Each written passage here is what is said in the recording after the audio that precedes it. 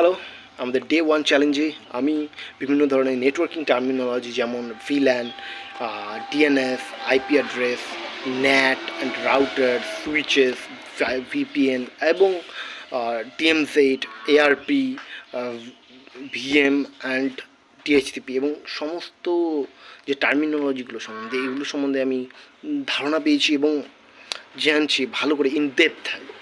ওকে, so ভিল্যান খুবই important বিষয় two segment. ভিল্যান এবং ডিএমজেড এই দুইটা কিন্তু ইম্পর্টেন্ট সেগমেন্টেশন, নেটওয়ার্ক সেগমেন্টেশনের জন্য।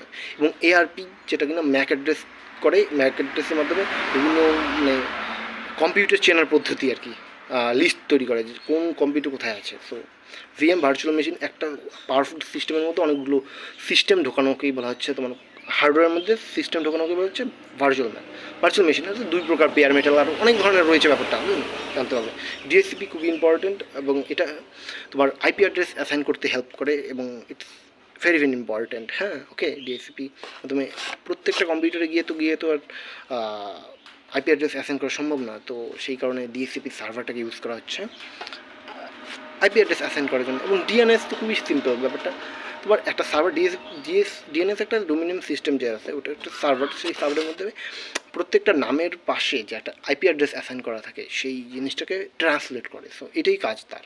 সাপোজ আমি যখন google.com লিখবো, তার পিছনে একটা নিশ্চয়ই পিছনে একটা কী আছে, আইপি অ্যাড্রেস আছে। সেই আইপি অ্যাড্রেসটাকে জানানোর জন্য এবং সার্ভার থেকে ওই সার্ভারে জানানোর জন্য একটা পাবলিক সার্ভার থেকে সে ডিএনএস সার্ভার রিকোয়েস্ট পাঠাচ্ছে ওই আইপি অ্যাড্রেসকে এবং সেই পেজটাকে সে লোড করছে, ফাইল লোড করছে।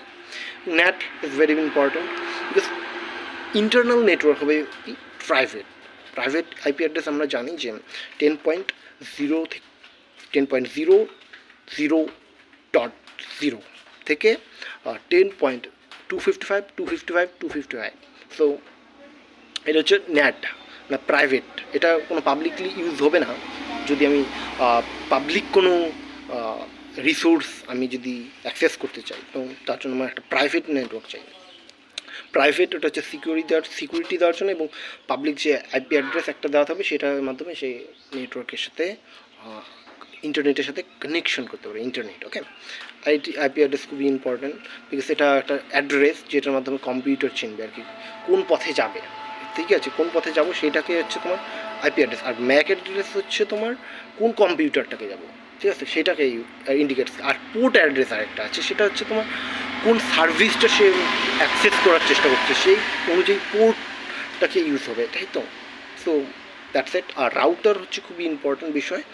রাউটার কী করে, আমি যে রিকোয়েস্টটা পাঠালাম সেটা অন্যান্য অনেক যে মাঝখানে যে নোটগুলো রয়েছে, প্রত্যেকটা তো নোট একটা, এই নোটগুলো কী করছে, অ্যাক্সেস করতেছে কোন পথে যাবে, কোন পথে গেলে সেই যে আমার রিসোর্সটা সেটা আসবে সেটাকে ডিফাইন করে সেই রাউটার।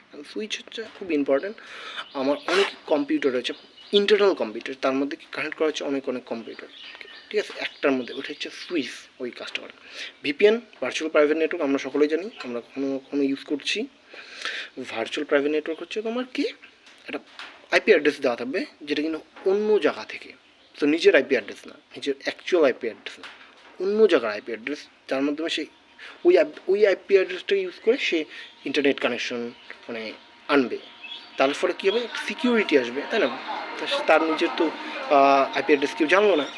এবং ভার্চুয়াল প্রাইভেট নেটওয়ার্ক খুবই সিকিউর, খুবই বলা যায় না, সবেরই তো একটা করে সার্টিফিকেট রয়েছেই, তাই না।